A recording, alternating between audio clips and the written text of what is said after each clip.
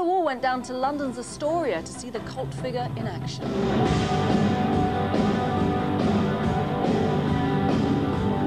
We have 4 different levels of staging where people are scattered about and stairways that we can get from one to another. So there's a lot of movement about the stage.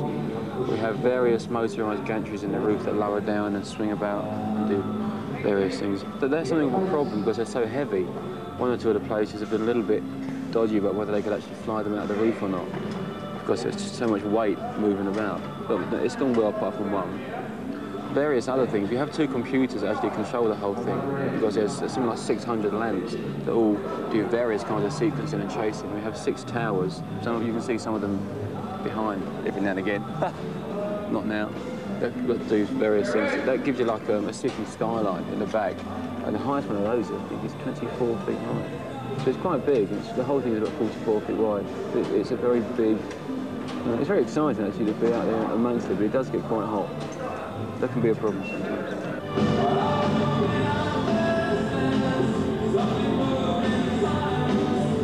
I'm very aware of being 30, which to me feels quite old, you know, because I was 21 when all this started. And I sometimes get a little bit embarrassed about dressing up like you with blue hair and stuff like that when I'm 30 years old. And so now I just tend to change my jacket a bit more often.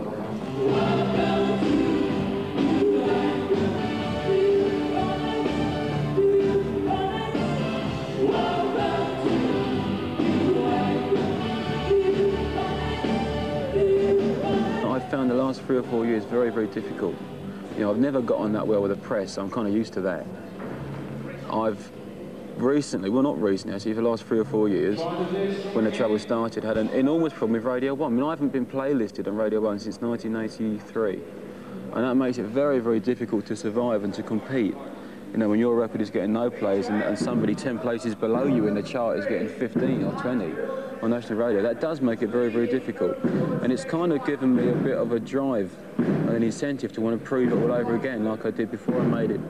And that's what New Anger is all about. And I'd lost that. You know, I'd been there, seen it, done it, and it all got a little bit ordinary for me. And I was looking around, I did the flying, I was looking around for other things to do. And then over the last 3 or 4 years, it's getting more and more difficult to stay here and to carry on doing what I'm doing. And I do love it very much. And it was only when I started to realise that I might be losing it through Radio 1 that I started to get a little bit keen on it again and realise just what a wonderful job it is. And now I'm very keen to prove that I can still stay here despite Radio 1 and the press.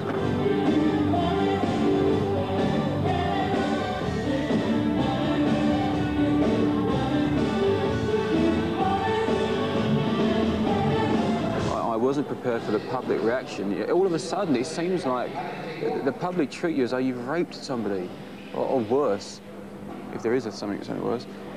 It was amazing. I thought, all I've done is written a song and made a bit of money, and everyone's... I got something like 4 or 5 death threats in the first 6 months. And people are going to kill me, dog, kidnap me. My mother had 2 kidnap threats. My dad had a petrol bomb put under his car.